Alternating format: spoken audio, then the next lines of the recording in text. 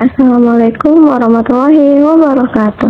Pada kesempatan ini, kami akan mempresentasikan tugas mata kuliah keselamatan dan kesehatan kerja atau biasa yang disebut dengan K3 dengan judul Peran K3 dalam Industri dan disusun untuk memenuhi tugas dari Bapak Iqbal Kamar, SPMT.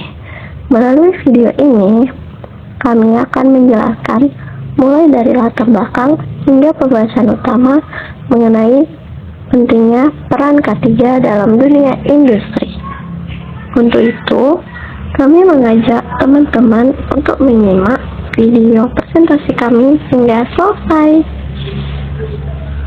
Sebelum itu, perkenalkan kami dari kelompok 4 kelas A3.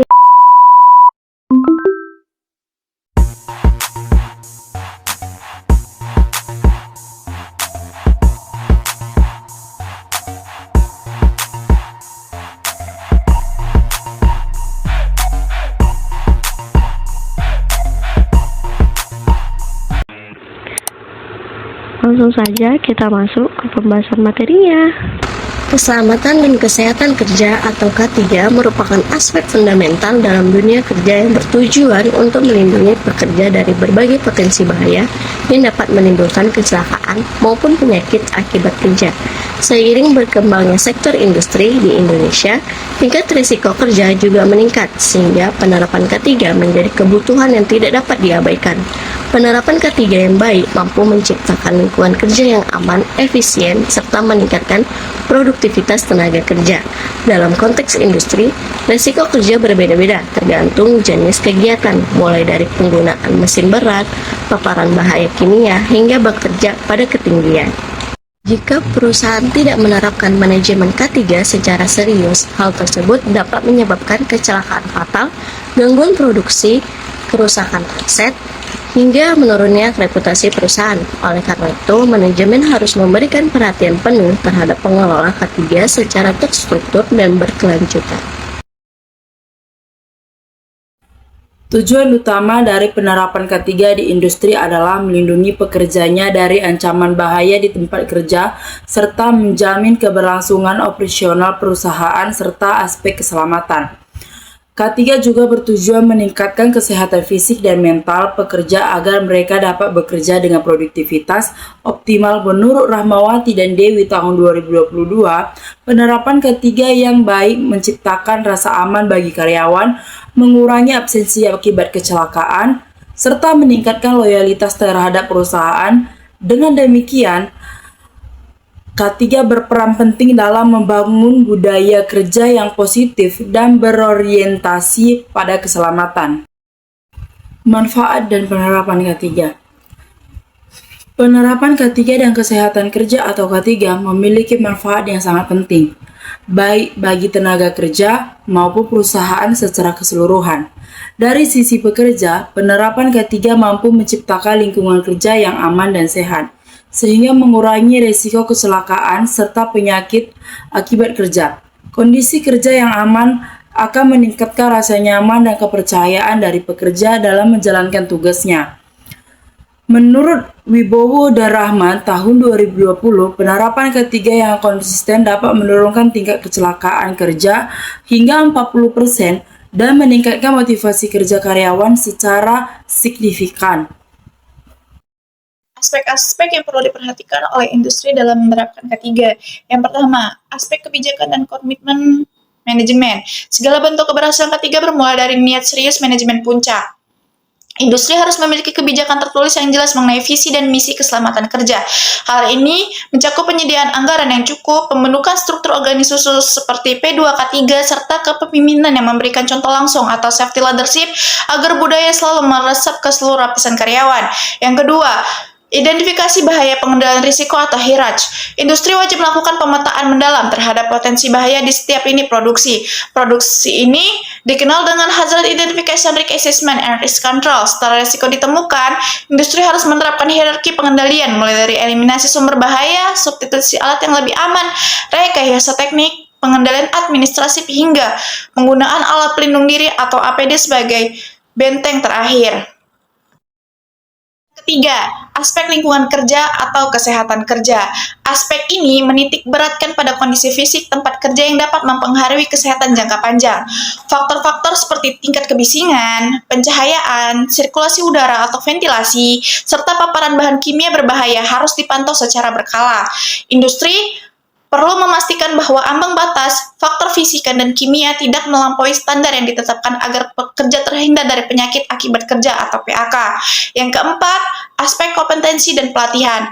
Teknologi dan prosedur secanggih apapun tidak akan efektif jika manusia tidak kompeten. Industri harus memberikan pelatihan berkelanjutan kepada karyawan mengenai prosedur kerja aman atau SOP. Penggunaan alat berat hingga tanggap darurat kesadaran individu terhadap risiko sangat penting agar mereka tidak hanya bekerja demi target tetapi juga menjaga keselamatan diri sendiri dan rekan kerja. Nah, selanjutnya ada aspek tanggap darurat. Fasilitas pendukung K3 harus tersedia dan dalam kondisi prima. Ini mencakup ketersediaan APAR, alat pemadam api ringan, jalur evakuasi yang bebas hambatan, kotak P3K, hingga sistem alarm. Nah, selain itu, industri harus rutin melakukan simulasi keadaan darurat seperti kebakaran atau kebocoran gas agar seluruh personel sigap saat terjadinya insiden nyata. Nah, yang terakhir yaitu aspek pemantauan dan evaluasi. Aspek terakhir ini adalah pengawasan yang konsisten melalui inspeksi, rutin dan audit melalui internal ataupun eksternal. Setiap kecelakaan atau kejadian nyaris celaka harus diinvestigasi untuk mencari akar masalahnya. Sehingga langkah perbaikan dapat diambil untuk mencegah kejadian serupa terulang kembali di masa depan. Nah, selain aspek tadi, sini juga ada penerapan ketiga dalam perusahaan industri. Penerapan ketiga dalam perusahaan industri merupakan langkah strategis untuk melindungi tenaga kerja dari potensi bahaya serta menciptakan kerja yang aman, efisiensi, dan berkelanjutan. Langkah awal penerapan K3 di perusahaan dimulai dengan identifikasi bahaya dan penilaian resiko di setiap bagian kerja. Setelah potensi bahaya sesuai dengan karakteristik industrinya, selanjutnya penerapan K3 juga membutuhkan komitmen dan partisipasi aktif dari seluruh lapisan organisasi. Tidak cukup hanya mengandalkan dari perusahaan, kita juga harus melakukan sosialisasi dan pembentukan tim keselamatan.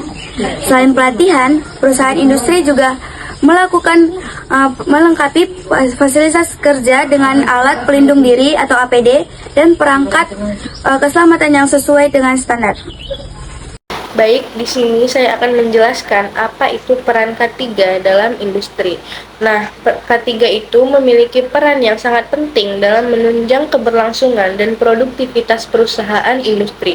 K3 berfungsi sebagai sistem perlindungan menyeluruh terhadap tenaga kerja dari potensi bahaya yang dapat terjadi selama proses produksi. Dalam dunia industri yang syarat dengan penggunaan mesin, bahan kimia, dan teknologi tinggi, penerapan K3 menjadi bagian fundamental dalam mencegah kecelakaan dan penyakit akibat kerja. Peran utama K3 adalah menciptakan keseimbangan antara keselamatan pekerja dan efektivitas operasional perusahaan, sehingga keduanya dapat berjalan seiring tanpa saling mengorbankan. Selain sebagai alat perlindungan, K3 juga memiliki peran yaitu dalam membangun budaya keselamatan atau safety culture di lingkungan kerja. Budaya ini mencerminkan sejauh mana nilai-nilai keselamatan tertanam dalam perilaku dan kebijakan organisasi. Peran K3 juga mencakup pengelolaan risiko kerja melalui sistem manajemen yang terintegrasi. Perusahaan perlu melakukan identifikasi, penilaian, dan pengendalian risiko pada setiap aktivitas kerja.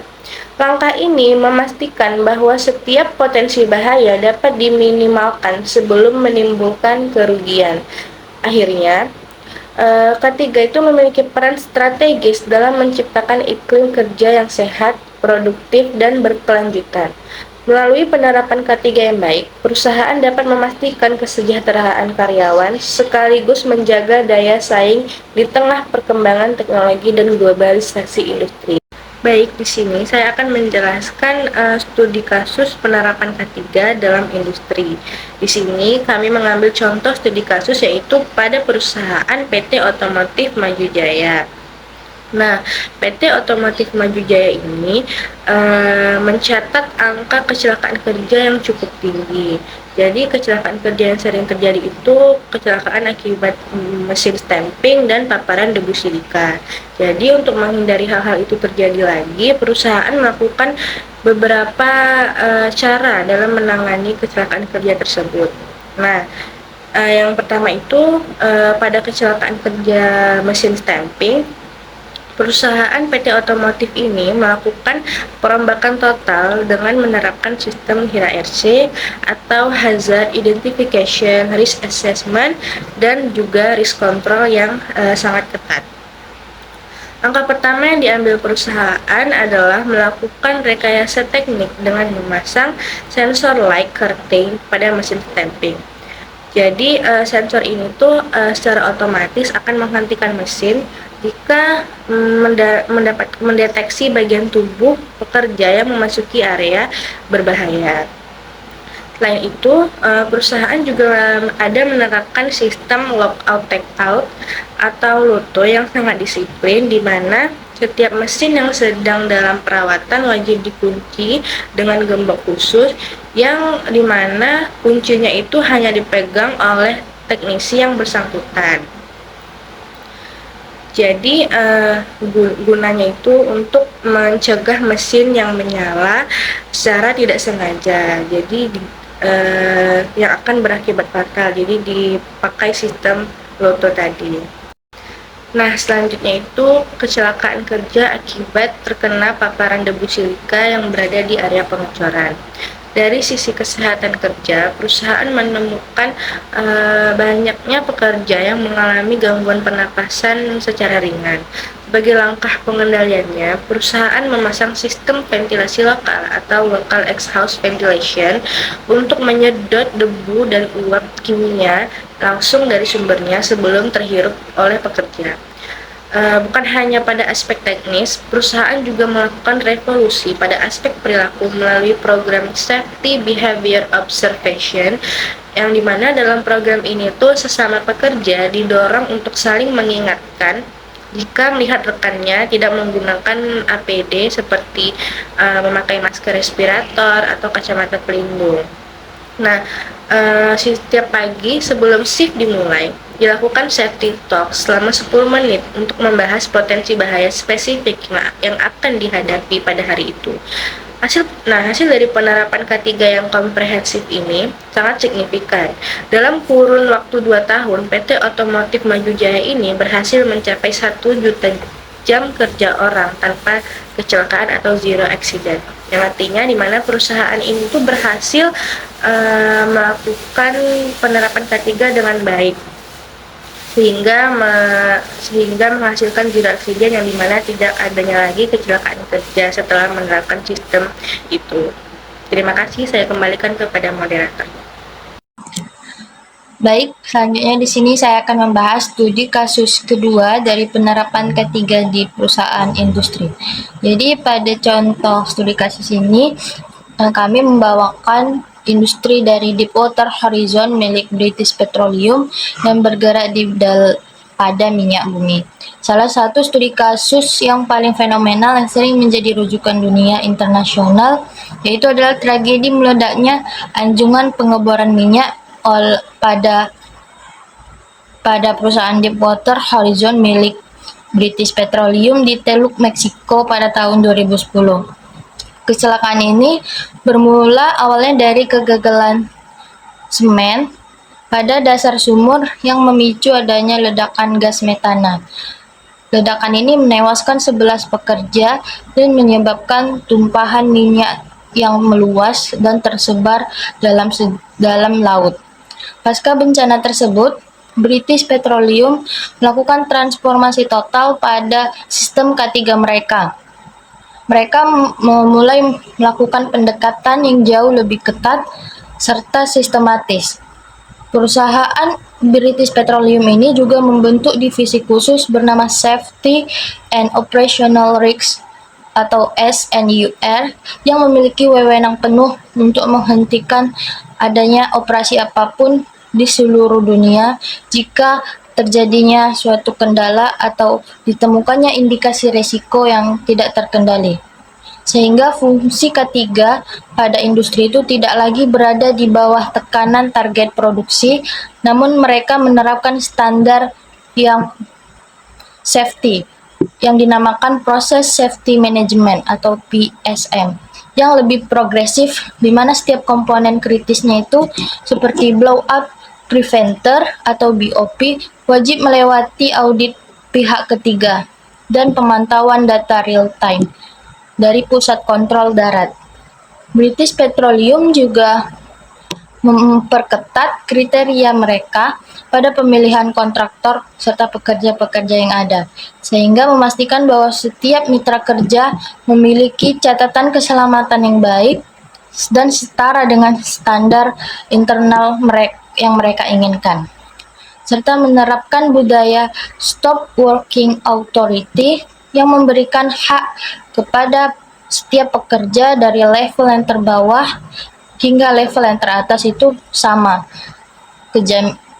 jaminan dari dirinya untuk menghentikan pekerjaan tanpa takut akan sanksi jika melihat kondisi tidak aman. Jadi dapat mengendalikan diri walaupun berada di pihak paling bawah. Selain perubahan teknis, perusahaan juga melakukan perombakan pada aspek kepemimpinan dan budaya organisasinya. Mereka beralih dari sekedar mengejar zero accident pada kecelakaan kecil seperti terpleset atau jatuh, menjadi fokus pada major accident prevention. Jadi di sini mereka lebih meluas untuk jangkauannya, sehingga sangat mengurangi resiko dari para pekerja itu terjadi kecelakaan. Sehingga pekerja juga mendapat jaminan untuk dirinya agar tidak terjadi kecelakaan dan agar dirinya itu tetap sehat. Baik, selanjutnya itu ada perbandingan yang terjadi saat melakukan penerapan K3 dalam industri. Di sini itu membahas apa saja itu perbandingan yang terjadi setelah dilakukannya K3 serta sebelum dilakukannya K3. Jadi pada perbandingan ini terlihat penurunan yang sangat signifikan pada total recordable injury frequency yang menunjukkan bahwa frekuensi cedera yang tercatat per 1 juta jam kerja mengalami penurunan yang sangat stabil. Jika pada tahun 2010, angka ini masih berada di level yang cukup tinggi karena adanya pengawasan kontraktor yang belum seragam. Maka pada periode setelah 2015 sampai 2020, angkanya itu turun lebih dari 50%. Hal ini mencerminkan adanya keberhasilan dari budaya Stop Work Authority atau SWA yang kontras pada Fatal Accident Rate atau VAR. Hal yang paling fenomenal adalah penurunan pada angka fatalitas atau kecelakaan yang fatal. Sebelum dari 2010 ada celah di mana angka cedera ringan yang rendah itu, namun risiko ledakan tetap besar adanya. Setelah pembentukan Divisi Safety and Operational Risks atau SNUR yang berwenang menghentikan adanya operasi atau angka kecelakaan yang fatal, maka kecelakaan kerja itu menurun drastis karena fokus utamanya itu dialihkan pada integritas sistem seperti audit BOP dan semen sumur daripada sekedar hanya masalah terpleset ataupun jatuh yang tidak terlalu fatal. Efektivitas audit pihak ketiga pada tahun 2018 sampai 2020 atau tahun terakhir menunjukkan stabilitas di angka yang rendah. Hal ini membuktikan bahwa penggunaan pemantauan data real time dari darat ke anjungan lepas pantai berhasil memitigasi resiko atau menanggulangi resiko sebelum menjadi adanya ledakan atau blowout. Keselamatan tidak lagi menjadi pilihan di bawah target produksi, melainkan menjadi syarat utama pada operasional berjalan. Karena keselamatan pekerja juga hal yang utama atau penting dalam terjadinya atau berlangsungnya suatu industri. Sehingga keselamatan itu menjadi nomor satu pada setiap industri yang mempekerjakan banyak pekerjanya. Agar operasional juga tetap berjalan dan tetap terus mempunyai daya saing yang kuat.